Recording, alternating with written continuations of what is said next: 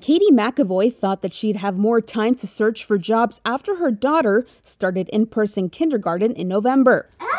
But the school near Grand Rapids, Michigan closed just a week later as COVID-19 infections surged. To try to find a full-time job is very difficult because it feels like you can't possibly be the great candidate because you need all these exceptions for your child's schedule. And then it is like the days you're not letting me go to school. Yeah, she doesn't like it when the days don't let her go to school. The unpredictable situation made it difficult for McAvoy, who was laid off in November from her job with a local arts organization, to find time for interviews and networking. So even though school opened again in January, McAvoy decided to stop searching. Disclosing you have kids opens up a whole nother pile of craziness that is, again, like if you're up against someone of comparable skill set who doesn't have kids, I feel like you don't stand a chance. McAvoy is not alone. After being hit disproportionately by pandemic-related job losses last year,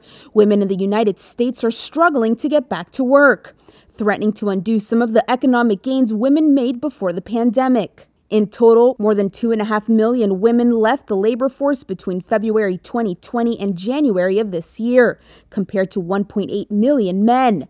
Especially hard hit, women with children. When Alicia Zucker has job interviews, she tries not to bring up that she's a parent. Because I'm worried that I will be judged for having to take care of my kids, or maybe they'll think that I'm unreliable.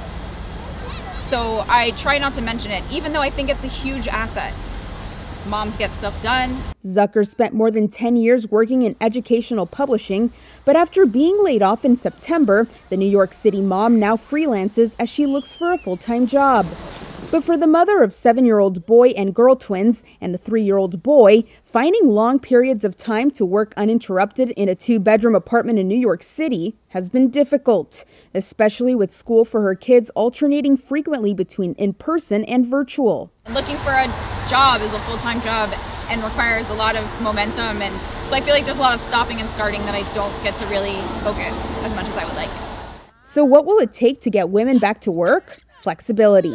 According to a research paper published in February by the San Francisco Federal Reserve, for jobs with easily adjustable work schedules, such as positions in management, the ratio of mothers working did not change significantly during the pandemic. But for occupations with stricter schedules, women with children saw a pronounced decline in employment compared to women without.